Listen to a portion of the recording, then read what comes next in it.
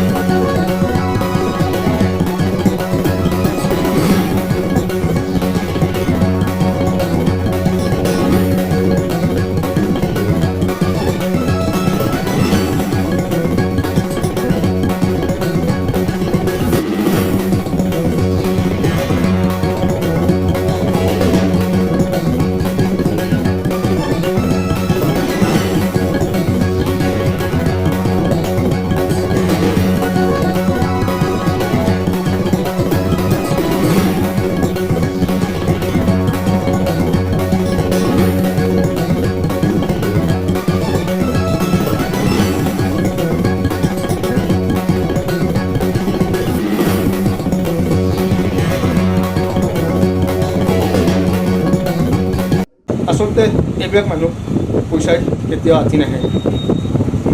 কোটি টকা খৰচা কৰি বিয়া পাতিলে আৰু কোটি টকা খৰচ কৰি ডুবাইলৈ গ'ল। কাৰ টকা তাৰ কোনো হিচাপ নাই, আৰু সেই টকা হিচাপ নোহোৱাৰ কাৰণে আজি এই পৰিস্থিতি হ'ল চুৰি কৰাৰ লগত। মই কিন্তু বেয়া পোৱা নাই অকণ মানুহ, যি পাইছোঁ ভালে পাইছোঁ। এনেকুৱা মানুহৰ লগত এনেকুৱা কৰ্ম হ'ব লাগে।